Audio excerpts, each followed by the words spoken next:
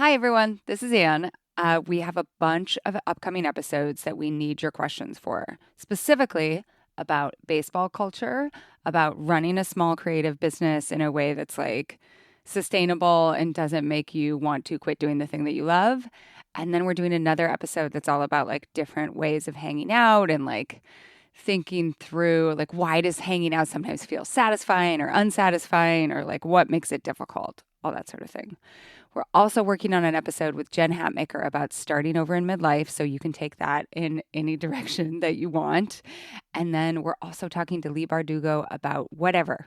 That means fandom, genre, YA, fantasy, how you convince someone to read Ninth House, whatever you want. If you have questions about any of those topics, please submit them at tinyurl.com/culturestudypod. And we also always need Ask Anne Anything questions, so submit those there as well. Thanks, and enjoy today's show.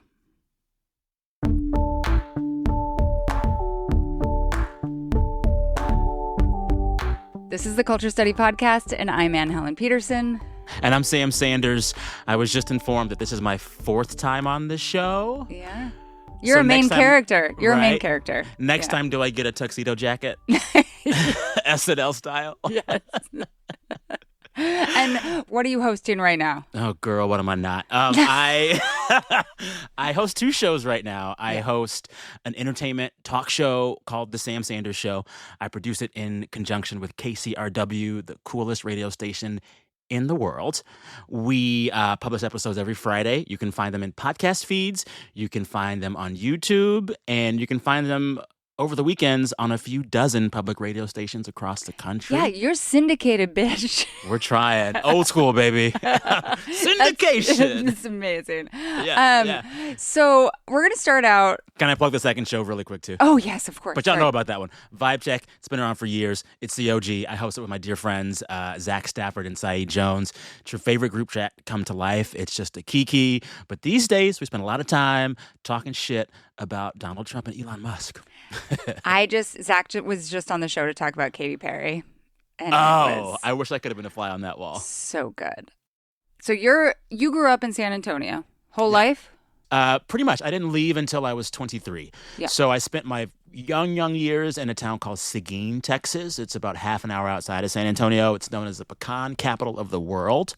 They have a large concrete statue of a pecan outside the courthouse. Makes no goddamn sense. It makes no sense, Aunt Ellen. Like, why? And then I spent middle school and high school in, like, the close outer suburbs of San Antonio. And then I went to undergrad at the University of the Incarnate Word in San Antonio, Texas. And I didn't leave the San Antonio area until I went off to grad school when I was, like, 23. So I know a lot about Texas, but I'm not from Texas. More on that in a minute. But I want to start with something that I actually don't know anything about.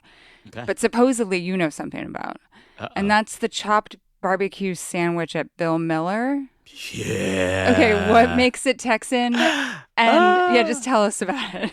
Oh my God. I'm trying to think where I told this story. Someone heard it on a podcast. Okay. Yeah. I think it was on Doughboys, a really great food podcast a while back, and we're talking about food. And I told them, I said, I think a lot about barbecue. I love good barbecue. I grew up eating good barbecue. But one of the things that, like, kind of jarred me in terms of my emotional connection with barbecue was working at an actual fast food barbecue restaurant. I worked at Bill Miller Barbecue for maybe a year and a half or 2 years at the end of high school. Bill Miller is basically a fast food chain that is Texas regional, but it's barbecue, which means it's not great barbecue, but it works. Yeah, and they exactly. they actually have amazing breakfast tacos. Like, their breakfast tacos are the best thing on their menu.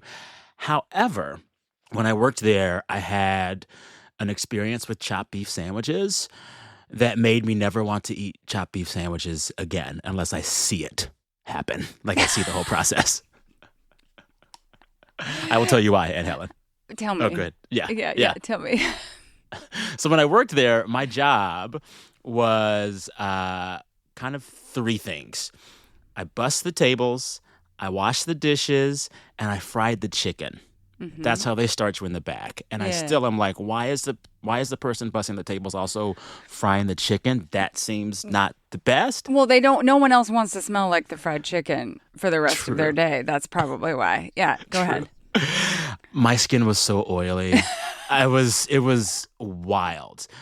But eventually I also got to work the first drive-through window, and one of the stations right next to the drive-through window at a Bill Miller barbecue, at least in my day, was the chopped beef sandwich station. So a chopped beef sandwich, you all know how this works. It's sloppy Joe but barbecue. It's kind of a lot of edge and end pieces that stew in a sauce, and then that goes onto the bun, and that is your chopped beef sandwich. And at Bill Miller, there's always the vat of the chopped beef.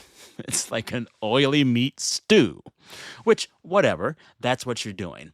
But I'll never forget when I first began to make the chopped beef sandwiches, one of the rules they told me was, well, Sam, if any of the chop falls out of the vat onto the counter or falls off the bun onto the counter, you just scrape it back up and put it in the vat again.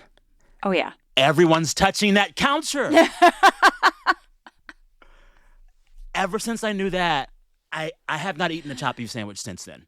I mean, think about what it is. It's all of the meat that, like, it's the ends, right? It's like the leftovers. It's the stuff that you would throw in the garbage that they're trying to make second use of, which is good, right? Reducing food waste. Right. Eat But the whole tail, the snout, or whatever they say, all that. Yeah. highest incidence of, like, handling of any item. Yeah. What do you think makes it Texan? Not necessarily touching all of your food all the time. Yeah. Yeah. But like that experience, just working there, this sandwich in general. What do you think? The fact that this shop, this barbecue shop, operated with the attempted efficiency of a McDonald's is so Texas. Because when you think of barbecue in the classical sense, the whole point is it takes forever. You are working that meat all day. You are working it till it's low and slow, and barbecuing takes a day or more. And the entire conceit of having a barbecue restaurant with a drive-through. This reminds me of one of my favorite barbecue places, which is not like the most authentic in any capacity, but it's the Salt Lick outside of Austin. Oh, yeah, which is not bad. No, it's not bad at all. Bad. But it serves a ton of people. But the thing that always struck me as so funny was that it was located in a dry county. So they wouldn't serve you booze. But you could bring your own. So people actually just got more shit-faced, right? Oh, like, for sure. The whole thing of like Texas, which has, what is it, 354, 254 counties? A lot. And I believe you. each county gets to decide like we're dry, we're not dry. But then the next county is like 20 minutes away. Like, what are you doing? It doesn't do anything. It doesn't. And also, pound for pound, I think Texans are maybe the most consistent drinkers in the union. Really? We drink whether we say we're sober or not. Texans drink. Yeah. I mean, like, there are the decided holy rollers, of which I was a part in my youth. But if you're not that, you're drinking. I went to Catholic schools for a lot of my youth. Luscious. Texas Catholics drink. Texas Lutherans drink. Texans drink. So the fact that we even play around with dry counties is hilarious to me. My favorite, my second Texas barbecue was Weird Story. So I grew up in San Antonio, in that area, but we went to church in Lockhart, Texas. Yeah. And on the drive to Lockhart, Texas, every week, we would pass multiple Black's Barbecue. Black's Barbecue is some of the best barbecue in Texas. It's ranked every year because we have barbecue critics down there. Yeah. But I didn't realize until adulthood, there's Black's Barbecue and the original Black's Barbecue. So Because the Texas. Black family got into a fight, and they said, we're keeping the name. And the other side was like, no, we're keeping the name. Uh-huh. So you think it's all just Black's Barbecue. No, it's a Family Feud barbecue chain. 100%. Also, Lockhart, understood as the barbecue capital of Texas. Oh, yeah. The other thing that this person asked for us to start, and I think this is a great way as well to ground us in Texas culture, is what is so Texas about HEB? Oh my goodness. The beauty of HEB, which is a grocery store. It's a grocery store chain, but like a cut above. Just to give you a quick sample of how great HEB is, a year before COVID hit, they were running pandemic drills for their food supply chains. And in the midst of not just the first pandemic lockdown, but also in that great big Texas freeze, yep, HEB never lost food or power, and they sustained their systems. They're just so good. I remember growing up, people competing for jobs to be general managers at HEB after undergrad because it was that great of a place to be. They have their own line of condiments. They make their tortillas fresh in the store, and they're so freaking good. So cheap and so good. So cheap and so good. And then there's an elevated HEB Central Market, which is better than Whole Foods. 100%. 100%. I love HEB.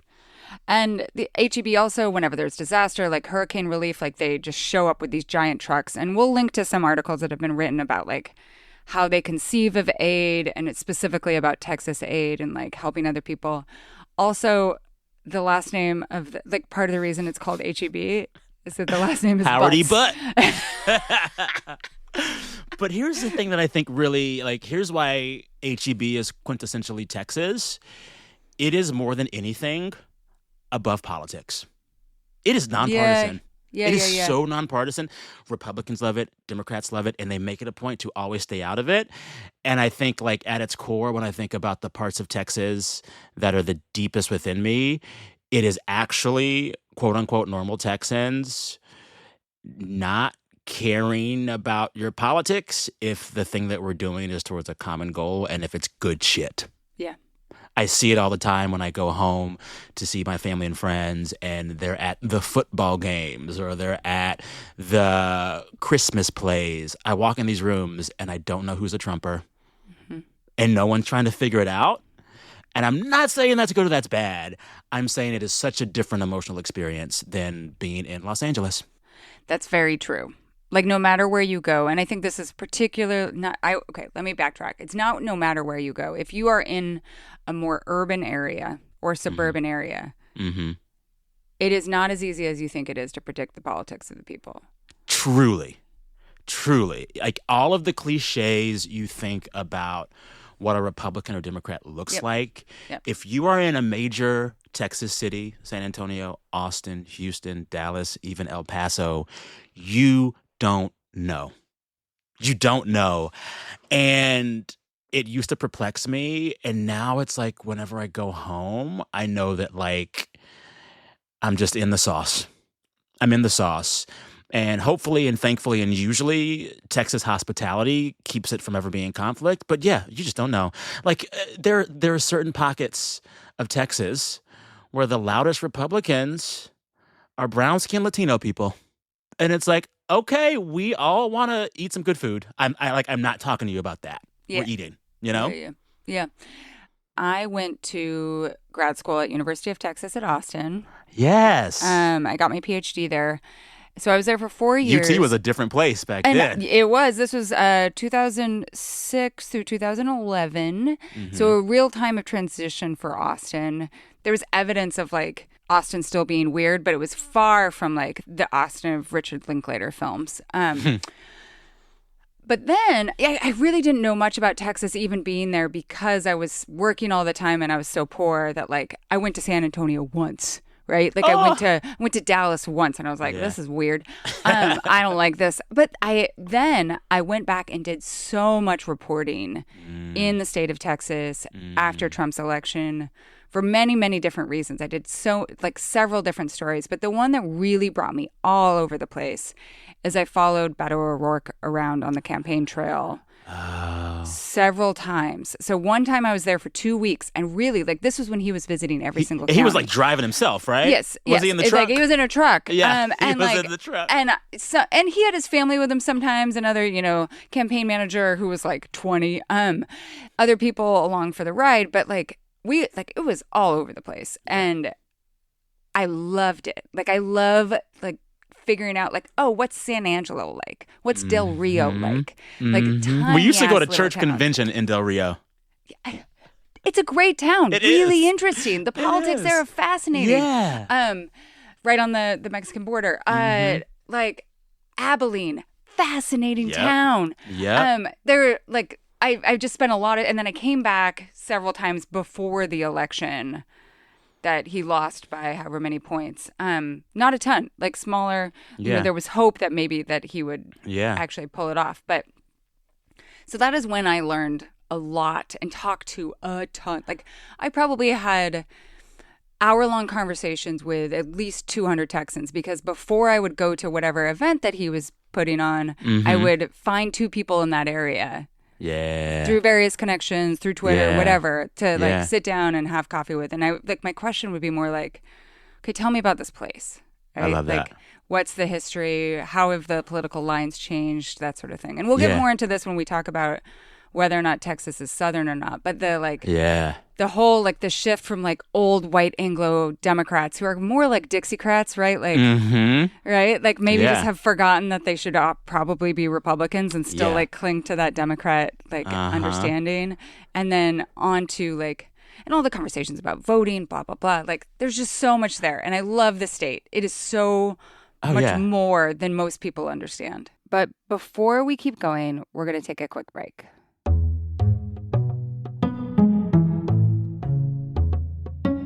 Today's podcast episode is brought to you by Blue Land. Have you ever in your life been cleaning some component of your household and just like kind of inhaled part of the cleaner and be like, well, that's a year off my lifespan?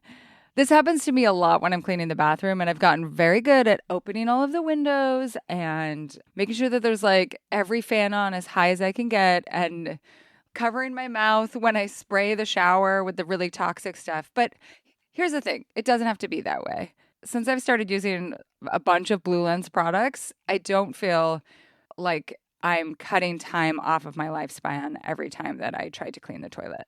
So my favorite of the products is the toilet bowl tablet. And whenever I notice that my toilet looks a little grungy, I just plop one in there. Here's real talk, is I am not a super clean person, and I do not have a cleaning service. So the cleaning that happens in my house is either in a flurry, like once every 3 months of like, must clean every single corner of everything. If I don't, I will like cease to live. Like, I reach a point of overwhelm, or it's very piecemeal. I see this and I'm going to take as little amount of time as possible to do it. And that's what the tablets that Blue Land uses. There's the cleaning sprays. There's the toilet bowl cleaner that I love. There's dishwasher and laundry detergent tablets. Blue Land's formulas are 100% microplastic free, made with certified clean ingredients, free from chlorine, bleach, and harsh chemicals that are safe to use around my family and my pets and my plants in my house. I love not having to choose between the safe option and what actually gets my house clean. Blue Land's products are independently tested to perform alongside major brands and are free from dyes, bleach, and harsh chemicals. Blue Land is currently trusted in over 1 million homes, including mine. Right now, Blue Land has a special offer for listeners. You can get 15% off your first order by going to blueland.com/culture. You don't want to miss this. blueland.com/culture for 15% off. That's blueland.com/culture to get 15% off. This episode of the Culture Study Podcast is brought to you by Graza. This is my favorite time of year for eating. I love soups just generally, and soup season is unrivaled, but summer is better. There's just better food. And right now we have fresh sockeye salmon coming in off of the reef net boats that are just right here on the island. I'm picking some up tonight at 7 p.m. And the way that we cook it is we just put a tiny bit of olive oil on it and a little bit of salt. We put it on the grill. And the very easiest way to do that in a way that like makes it so you don't have this big glop of olive oil going out on your beautiful salmon is with the Graza squeeze bottles. We've been using the Frizzle, which has a smoke point of 490 for our grilling. But they also have the Sizzle, which is for everyday cooking, roasting, marinating, sauteing. I use it all the time. And then the Drizzle, which is so good on any type of salad, bean salad, pasta salad, all salads. It's single origin goodness, so that means that there's only one olive varietal from one region, no mysterious blends. That means a traceable, fresher product. And it's also super fun in the spray bottles. I love it. There's no messy tins. There isn't this like pool of oil underneath. It's perfect. Right now, you can get 10% off your first order on Graza's site, but I personally suggest grabbing the trio. That's all 3 squeezy bottles, sizzle, frizzle, and drizzle. So you're set for every style of cooking. So head to graza.co and use culture to get 10% off the trio, which includes sizzle, frizzle, and drizzle, and get to cooking your next chef quality meal.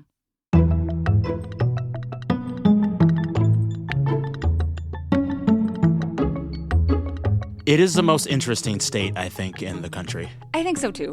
Because if you go way to the like East Texas is like Louisiana and feels very much like the South. My father's from East Texas, and he sounds like he could be from Baton Rouge. But you go to West Texas, and you're in the Southwest. El Paso is New Mexico, right? El Paso is in the mountain time zone. Yes! It's an hour off the rest of the state.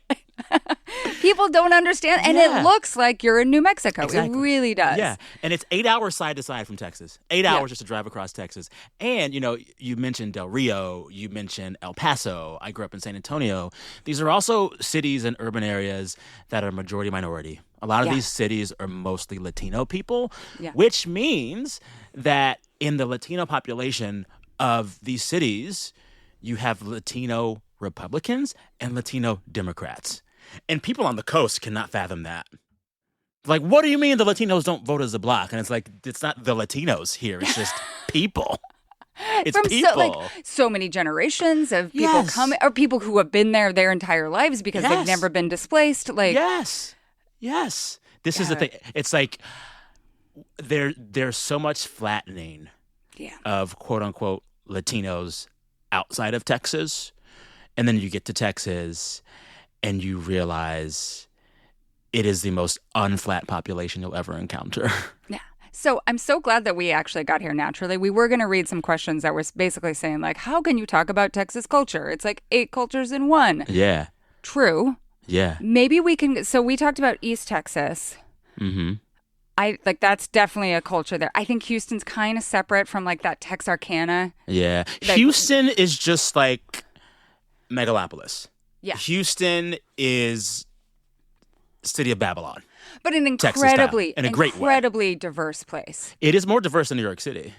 Yeah. Or like people, when we were talking about in a previous episode, how diverse Los Angeles is in so many different ways. You have so many different cultures kind of coming together. Mm-hmm. A lot of people in the comments said like the only city that feels like that to me is Houston. Yeah. Yeah. There are square miles of Houston where it's majority South Asian people. There are square miles of Houston where it's majority Vietnamese people. There's this is what you're dealing with, and I think Americans think that only happens in New York. It happens maybe more in Houston with better food. The food is very good in Houston. Yeah. For sure. Yeah. What is the blackest part of Texas?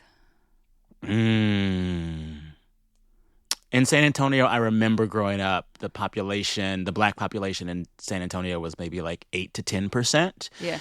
And there were places you knew to go in San Antonio that felt blacker than the rest of the city, but it was never a lot. Yeah. I think the further east you go, the blacker it gets. My father's from East Texas. He went to, this is Texas history, he went to Prairie View A&M University, which was the historically black university down the road from Texas A&M, because the blacks couldn't go there. Mm-hmm. And he was so proud of going to this school. When I was young, he always wanted me to go to Prairie View A&M. And I was like, no, I would go to one of the big schools if I went. But like that was his legacy. Yeah. So I couldn't put my finger on which town in East Texas, but it's East Texas. I mean, all of Texas was a slave state. We have Juneteenth because of Texas. Texas freed their slaves last. Didn't tell them until the harvest was done. And the date of their freedom was June 19th, which became Juneteenth. But culturally, East Texas feels more or most Confederate slave state etc. Yeah. I grew up in San Antonio, and I didn't see a lot of the iconography of the Confederacy. And the further west you go, you'll see less of it. Yeah, yeah. Well, and you see it in Austin because I Mm-hmm. think like you had like the largesse of like the various landowners who wanted to demonstrate like that heritage, I'm putting that in scare quotes, Yeah. like in the statues and all that sort Yeah. of thing. Austin used to not be this like the city. No, It was no. all Dallas. It was all Dallas, and people forget San Antonio is several times bigger than Austin. Yeah. It's about an hour and a half south, but San Antonio, in my youth at least, was one of the 10 biggest cities in the country, and Austin was always dwarfed by it. Someone told me, because I was talking about Texas and whether it's south or not on an episode of Vibe Check, and a listener wrote us back, and she was like, part of why you don't see so much Confederate iconography in San Antonio was because San Antonio was always so Mexican and indigenous. They never let the Confederacy get a foothold in San Antonio. So less of that stuff. But what you will see in San Antonio is a legacy of a different kind of colonization, and that's all the old missions. Yeah. All the Alamo shit. Alamo's a mission. Yeah, Yeah. exactly.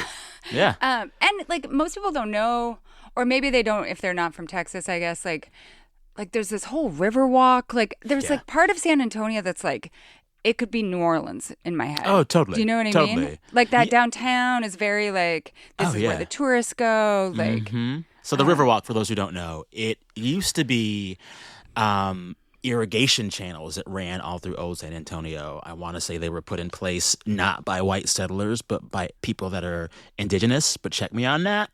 And eventually San Antonio kept those waterways and made it a quote-unquote river that's now a tourist attraction.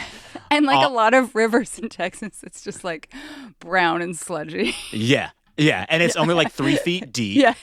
You could walk through it, but it's lined with bars and shops and tourist stuff. And when the Spurs make the playoffs, everyone's out just drinking. It feels like New Orleans in the fact that like you're expected to be on the Riverwalk with a drink in hand. It's fully open carry with your alcohol. And then, okay, so North Texas, like up in the Panhandle. Oh my God, North Texas for me, like you know how in The Lion King, Mufasa is like, everywhere the light touches is yours, but not where it's dark. That's North Texas for me. I don't really be going up there, Aunt Helen. I don't really be going up there. I don't know what y'all do up there. I don't know. That's the part that I did not spend that much time in is See? like way up in the Panhandle. It's pretty sparsely populated. Yeah. And I think like has more in common than with Oklahoma, For sure. obviously. For sure. And then like west of like, so I-35 goes kind of down the center of the state, and it's like Dallas, Austin, San Antonio. And then west of that, there's a bunch of small, like there's Abilene, there's Amarillo, all these towns that I first learned about in country songs by like, you know, Clint Black or something. When I was growing up. To me, like those towns are more churchy. Like that area is more churchy, like Church of Christ's big. Oh, yeah. And much more like stereotypical Friday Night Lights, football. Yes. Like that sort of thing. All of that. Well, and I think like that is the version of Texas that I think is the most outsourced. Yeah. And it's not a coincidence that that is a pretty white version of Texas, right? When we think of Texas, especially right now in terms of politics, we think of white people and we think of conservative white people. And those towns you're speaking of get to that.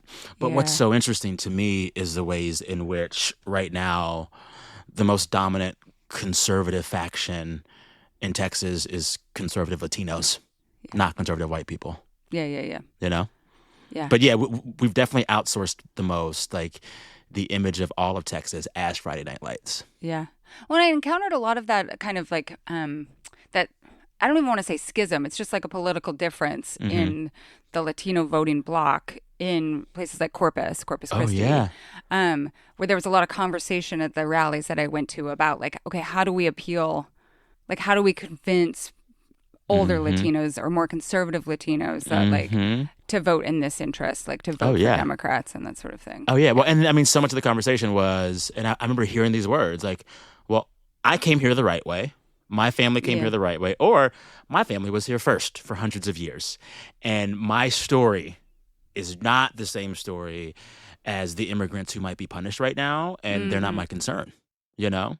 Yeah. This idea that, and I think it's just an idea that like coastal liberal elites have, that like just because Latinos are Latino, they'll all either think in lockstep or can be convinced in lockstep. We know it's not true. Yeah. Okay. Well, I love this is the longest we've ever gone without actually asking. Oh my God, it's my fault. I'm sorry. But I'm rambling today. I want to think about let's see, like zoom in a little bit more on the conservative progressive stereotypes. So this question comes from Sarah. From what I tend to see online, it feels like non-Texans generally think everyone here is super conservative. In my experience, that is not the case. And I believe this narrative can actually be quite harmful. In fact, as a Houstonian, I experience real culture shock in some more quote-unquote progressive places because of the lack of diversity. Houston is extremely racially diverse, and there are a lot of folks that feel safe to express their different gender presentations and show visible queerness. So what can we do to show folks from other states, as well as young folks growing up here, that Texas can be incredibly progressive and is in fact a safe place for marginalized communities? It's not Texans' job. Yeah. Other folks should just open their fucking minds. Anywho, but I cut you off. Go ahead. Angela. No, I was just going to say that, like, I think that a lot of these cities are trying to be a place that's a better place for marginalized communities. But at the same time, you have to deal with the state politics. Like, the state laws jeopardize the safety of people who are living in these places, even if the city norms are different. Does that make sense? Oh, totally. Totally. I also feel like there's always this conversation about the South that wants, and I'm lumping Texas into the South right now, liberals not from the South always want to demonize all of the South as conservative and therefore bad. Right. But I always say first off the bat, they have black people. All of these places do. Are you saying the black people are bad too? Are you saying that because they'll be like, we should cut off all benefits to the South because they don't vote the right way? And it's always white people saying this, Thank you. Because people of color know that we are everywhere. And so I mean, just like the political diversity, even within my own community growing up, I was raised Pentecostal in an evangelical Pentecostal black church where we spoke in tongues and the women couldn't wear pants or cut their hair. It was very socially conservative, very homophobic. But I'll never forget the day before George W. Bush launched the war in Iraq, our pastor over the pulpit prayed for no war. And it's just like, that's the kind of, like, you can't put those kind of politics in a box. And Right. that's always been my experience of Texas. Yeah. So, yeah, I mean, to this question, how does Texas do a better job of showing people that? I mean, I would ask, how does everyone else get their heads out their asses and understand that we contain multitudes? Yeah. One thing that I always try to do when I wrote about Texas, when I wrote about any, like the voting tendencies of any state, was to try to understand, okay, not just why are these people voting this way, but who is voting, right? And in Texas, there are incredibly difficult voter registration laws. Like, Yes. it is so fucking hard to register to vote, and when you move, to re-register. Oh, my God. It's and insane. there is a reason for this. Oh, yeah. Right? Like, Oh, yeah. they don't want college students to vote. They don't want black people to vote. They make it, they don't want working people to vote, Yep. like people who work any sort of irregular hours. Like, it is really hard to vote. Yes. And even in the midst of that, and this is a thing I always tell folks when they question Texas politics, all of the major cities, all of the big cities, they usually vote blue. El Paso, Austin, San Antonio, Dallas, they're blue. And I want to say Dallas and Houston, even Dallas, they've had queer mayors. San Antonio has always voted blue in elections. People forget this, and that is in spite of all of the draconian voter suppression happening in Texas all the time. Yeah. And they have incredible gerrymandering. This It's is all wild. over the South, My right? Like, house it's like, district went up, like, I want to say 30 or 40 miles. totally. You look at it's like this long, like Yeah. in Dallas, there's like, it's just this skinny, and it's, what's called pack and crack, where like Yeah. they pack all, they're like, okay, yes, we admit there's Yeah. Democrats, and they're like, okay, let's get them all into one place. Mhm. in this skinny ass district. So then all of the other outlying districts can be for Republicans. Or they'll crack a black population into several districts so they never get to flex their power. Yeah. But yeah, Texas has taken gerrymandering to a high art. It's kind of wild. And we're talking about both in like congressional, like national congressional districts, and also in terms of the state legislature. I was just interviewing Chris LaTroy about Montana politics, and the thing with the Montana legislature is like the reservations are so large that you cannot pack and crack them. It's too big.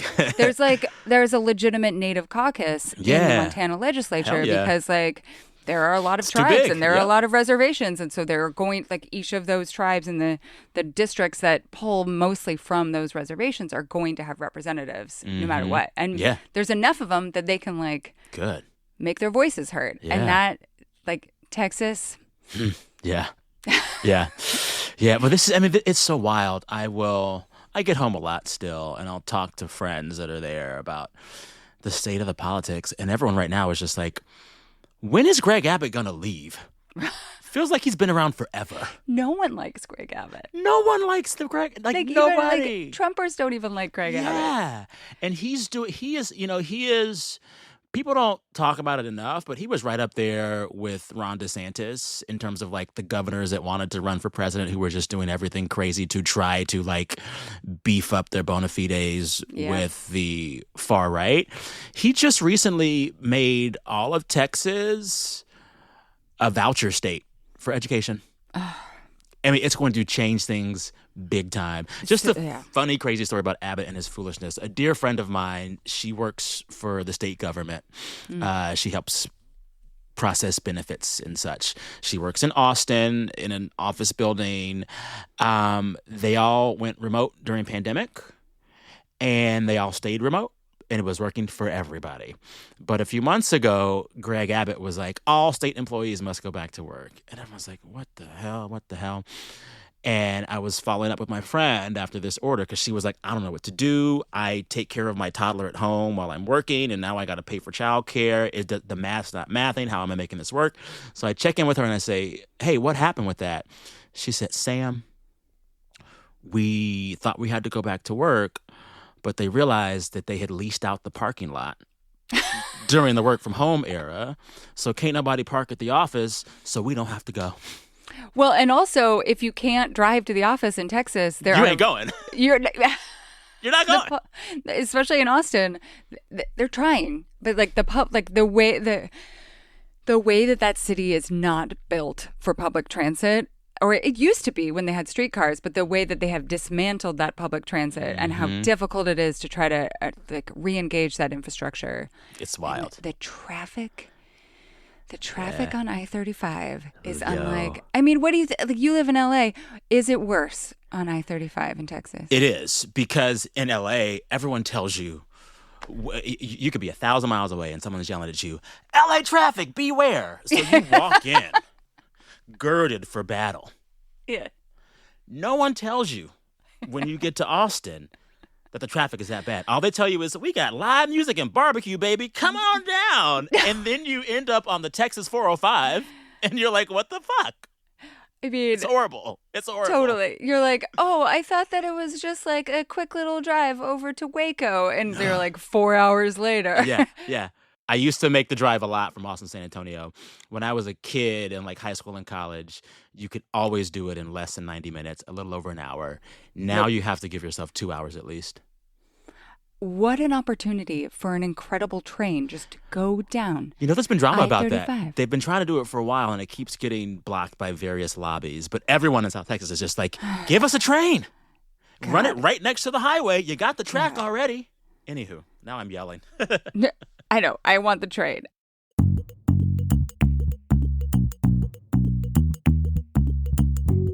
Today's episode is brought to you by ZBiotics. All right, so this last Saturday, I went down to one of my best friend's house in Seattle. She always throws herself a birthday party, and it is fantastic. And I got to see a bunch of friends that I hadn't seen in a while.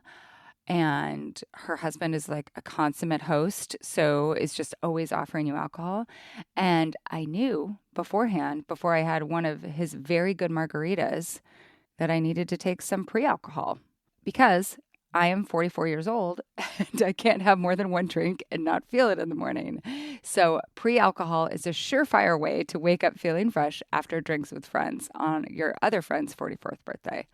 ZBiotics pre-alcohol probiotic drink is the world's first genetically engineered probiotic. It was invented by PhD scientists to tackle rough mornings after drinking.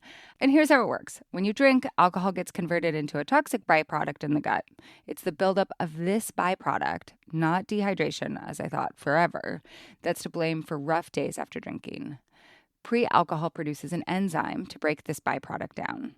You just have to remember to make pre-alcohol your first drink of the night. Drink responsibly, and you'll feel your best tomorrow. Summer is here, and everyone is trying to squeeze the last little bit of fun out before everything goes back into like fall normalcy.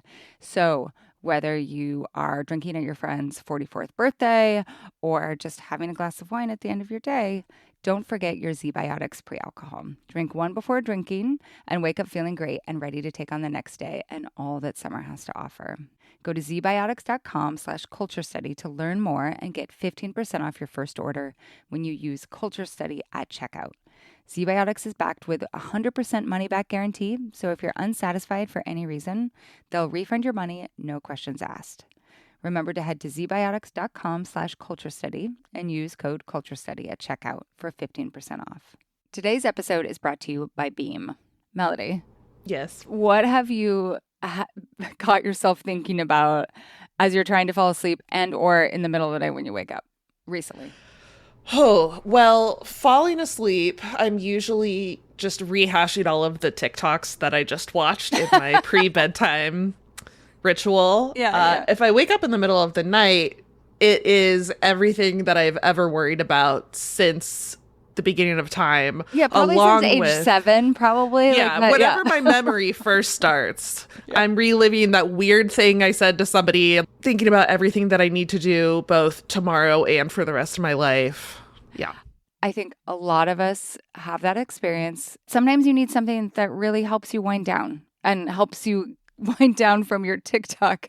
Whatever, if those TikToks are 5 million Rush videos like I've been watching, or whatever your incredible FYP is, which I think last week was probably a lot of Taylor, right? Yes, last week is a lot of Taylor. Right now, it's this girl that is giving me so much life. She dresses up like the Lorax and then does like 2 to 3 hour lives on TikTok. So I just get a lot of videos that are like compilations of her best moments. And so I'm like laughing a lot. And then it's like time to go to sleep, but I'm still giggling. You need to calm down.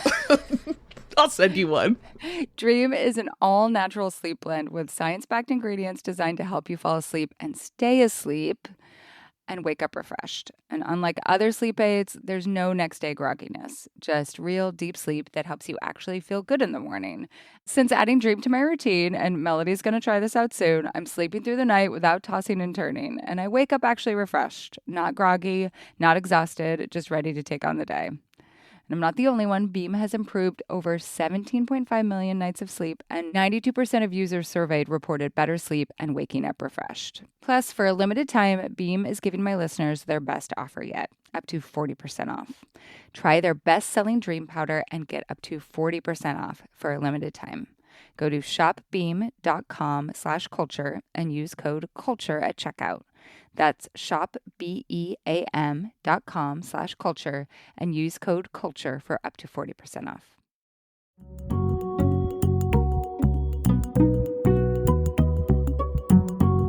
So Texas is always changing, and we have a question about this. Okay. Even as much as people like to think of like Texas forever and all of this bullshit. Mm-hmm. This question comes from Katie. Could you comment on how immigration causes cultures to change? I moved to the Dallas, Texas area from Central California when my husband's job was transferred here 3 years ago, and I was surprised to have way more Indian neighbors than native Texans. The native Texans are panicking about the changes to their culture. You should see my neighborhood Facebook group. Some of it is racism, but some is wrestling with whether immigrants should assimilate or whether they can colonize, meaning changing the existing local culture to one that they're more comfortable with. I also hear a lot of, "Don't California my Texas." Dallas has it's one of the refugee resettlement capitals of the United States. I didn't know that. Which surprises people. I would assume it would be Houston, but it's Dallas. No. So Dallas has a shit ton of apartments, right? Oh. And a decent bus system, and cost of living is still low. So I did a big story on this several years ago because a lot of the people who work with refugee resettlement in Dallas are parts of churches. Yes. That voted for Trump. And so when Trump first, this is post 2016, 2017, they were like, how do I reconcile the work that I'm doing that I believe is godly work, that I believe is the good work. Yeah. With this person that I voted for. We now know that people can reconcile pretty much anything. Yeah.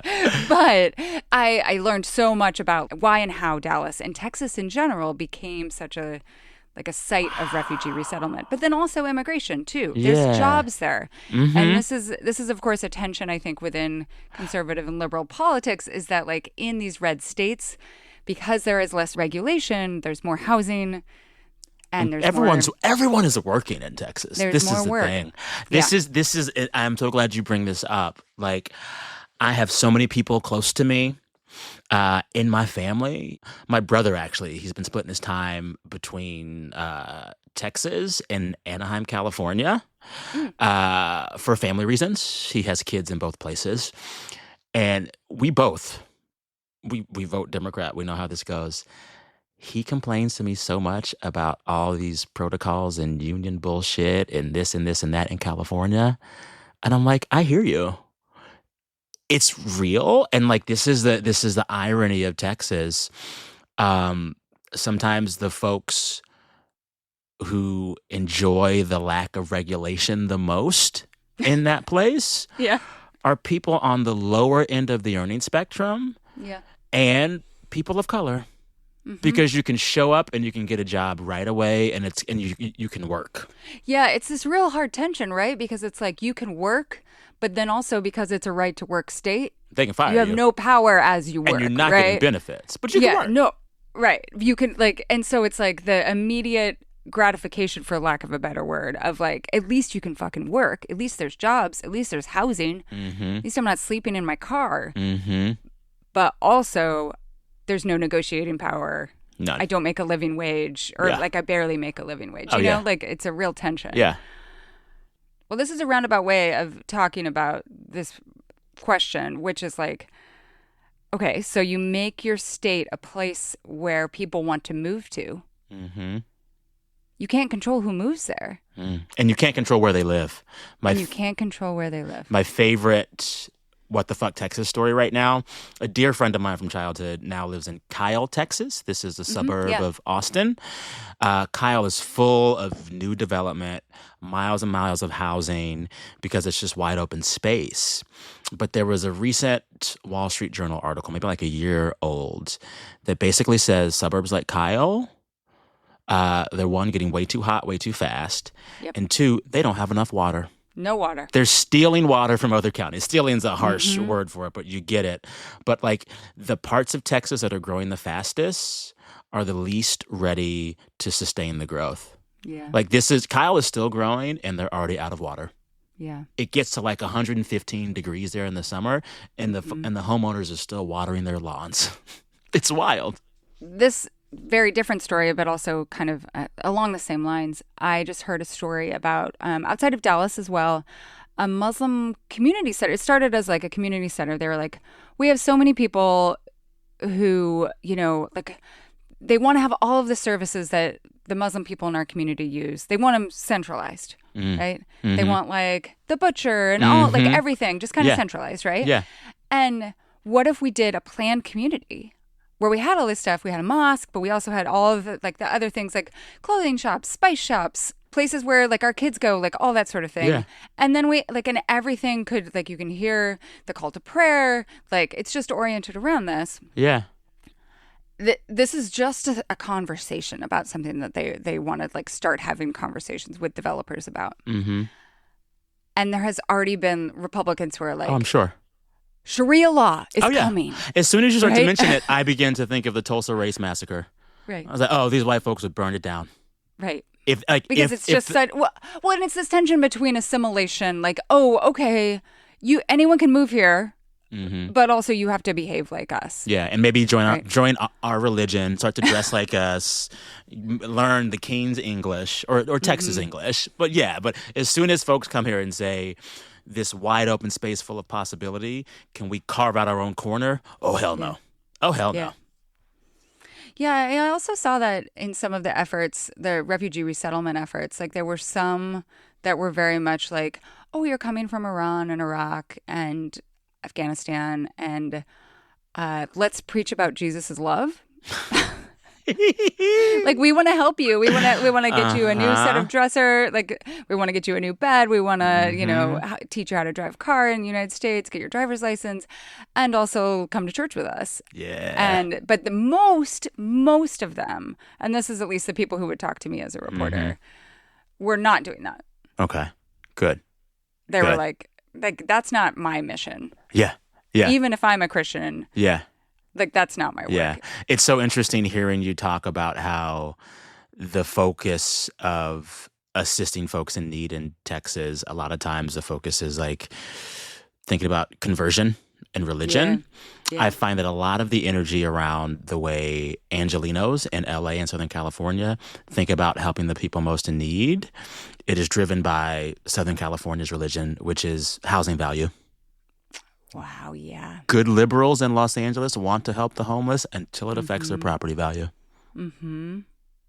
And I feel a lot less of that energy in Texas because there's just so much space. Just go somewhere else. There's so much space. Just go and somewhere else. So many apartments. Yeah. I think it is very difficult to describe to people who have not visited the urban areas how many apartments there are. And dirt cheap. Like a good apartment in San Antonio for like $1,200. Yeah. They all look the same. Like there's the divider, the like bar that divides the kitchen from the living space. Yeah. And then there's one bedroom, maybe two bathrooms. And it's like 2 stories, maybe 3. Yeah. Did you watch that? Well, of course you did, because I think we talked about it. Oh, yeah, on the your cheerleader. show, the cheerleader show, the Dallas Cowboy cheerleader show.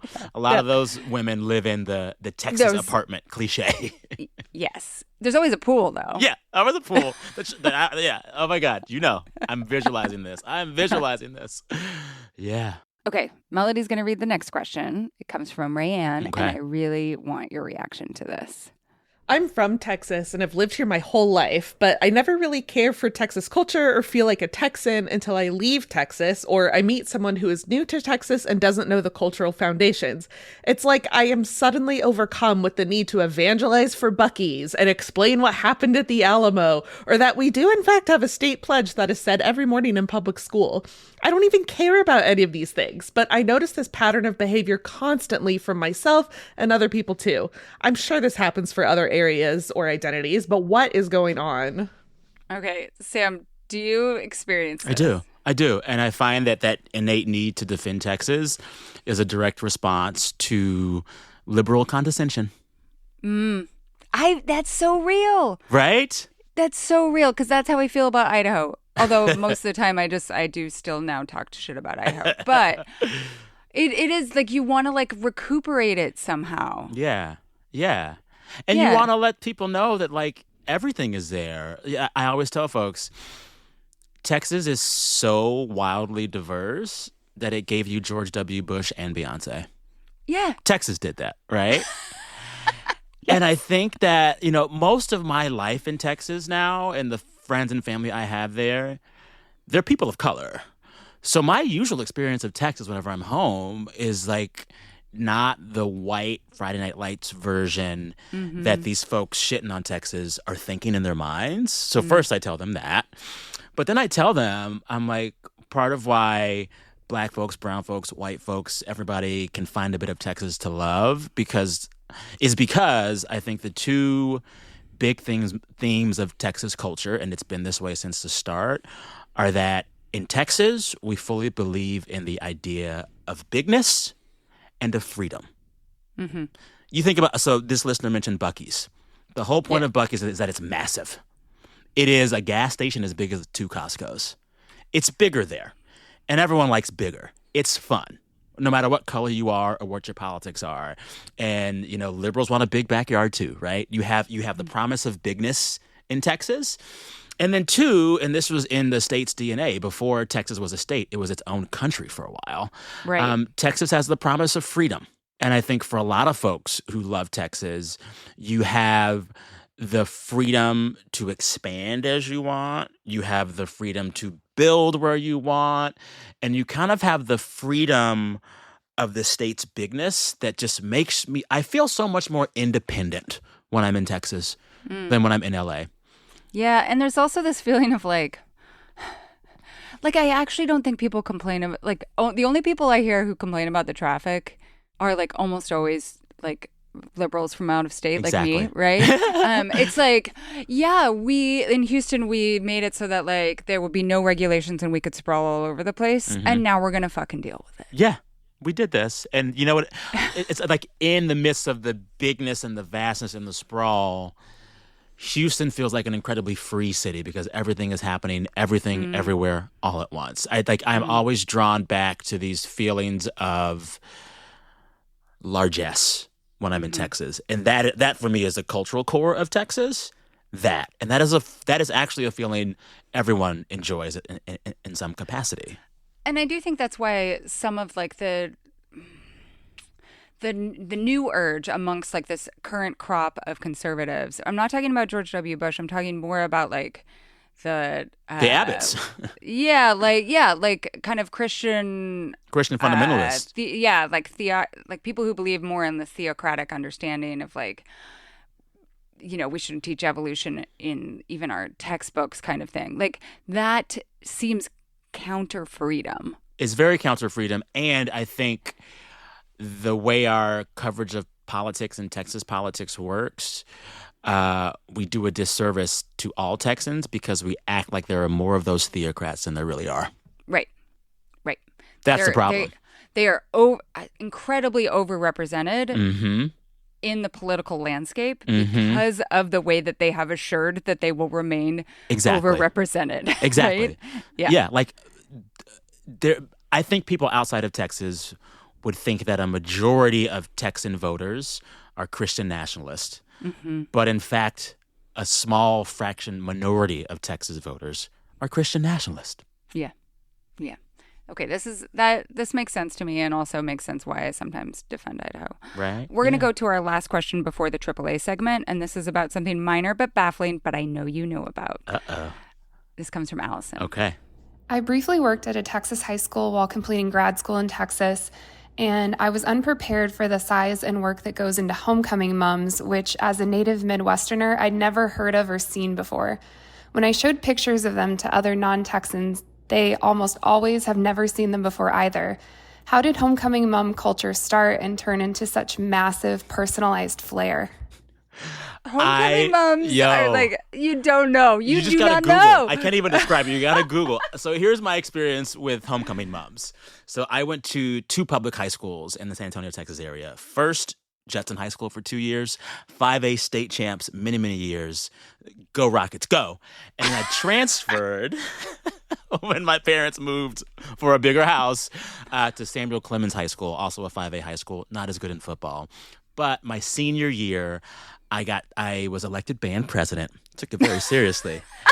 And the thing about these South Texas schools and these Texas high schools, they don't just do moms. Like every part of the school and sports industrial complex does their own version of moms. So the football team is doing their own mom program, and the cheerleaders have their own mom program, and the band does its own moms. So when I become band president, one of my jobs is to like help with the facilitation of like the mom program. So I wasn't trying to study up on this, but I just knew that it was like a thing on my list. And so when it came time to think about the moms, I was like, how do I figure this out? How do I figure this out? And I want to say Lindsay, who plays French horns, she was like, my mom does it. And I was like, what do you mean? She's like, my mom is the mom lady. She does the moms. That is her small business. Don't say a word. We got this. Give me a verbal yes, and it's done. And then I want to say Lindsay's mom comes in, and it's a fucking operation. Wait, describe what a mom looks like. A mom, You know those ribbons, like a first place ribbon where it's like a circle at the top with fringe around it and like a long tail? A mum is like that, but like a cancerous growth. Yeah, I was just going to say cancerous growth. 10 times bigger. So and it's big. weighed down with little trinkets and medallions of the school and its colors, and sometimes there's flowers on it, and it trails down very long, sometimes to your knees or even further. And a big mom can weigh between 10 and 15 pounds. And you wear the mom on your person to the homecoming pep rally or the homecoming game. And it's a whole thing about what's on your mom and how it's decorated.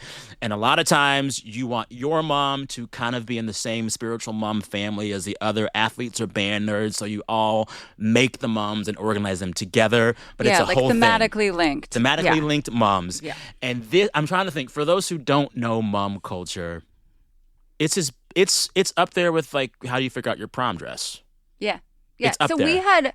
and I know kids do this to some extent, but we had like you had matching corsage and boutonniere when you would go to a formal dance, which we had like 5 of every year because there was nothing else to fucking do, right? Like that's the thing. It's like, and we had like that you had a portrait with your date, but then you also had like single portraits, right? That would go like on the other side. Yep. And this was all done by like the local photography studio. Because again, how do you make money? No one else is doing anything. Exactly. Like there's weddings, dances. Yep. Oh, and senior photos, Senior obviously. photos. Oh my God. But yeah, that's this taken to a whole nother level. It's hard to over-explain how big of a deal this is and how much it is its own industry. It's an industry. Yeah.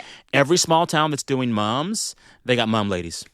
Yeah. Or that's like half their income for the year, doing the moms. It's wild. Yeah. Wait, have you said how much one costs? It's been so long, I wouldn't even know how to adjust for inflation. I also, once I signed off on the mom lady, I didn't know. Okay, somebody in the comments tell us how much we're paying for mums these days. Yeah, tell us, or like your kids, what are you seeing moms going for? Yeah, fascinating. Okay, so we're going to pivot to the AAA segment. This is the Ask Ann Anything. And this is the Ask Both of Us segment. Okay. We have 2 questions for this. One's about a type of drinking establishment, and one's about a very specific food item that you and I both love. This part of the show is going to be just for paid subscribers, so head over to culturestudypod.substack.com and sign up if you want to hear all about our favorite parts of Texas culture. Sam, where can people find you if they want to hear more from you? Yeah. So you can find The Sam Sanders Show wherever you get your podcast. We're also on YouTube. I have a lot of interviews with creatives you love, but my favorite of those episodes so far are the ones where we offer our hottest pop culture hot takes. There are a few in the feed. We also have a really fun feed where we build a Black Hollywood Mount Rushmore, which ended up, spoiler alert, being a bunch of the weigh-ins. Love them. I'm just like literally picturing Mount Rushmore with just like, their faces. So good. Right? So that show publishes new episodes every Friday. We launched it in October, but there's a bunch of episodes that you can find in whatever feed you want. And then the old standby Vibe Check is always there. It's been there for years. You can listen to Zach, Saeed, and my group chat come to life. And if you're feeling really frisky, we have a Patreon for Vibe Check where we share even more. Amazing. Thank you again. Thank you. Appreciate it. This is so fun.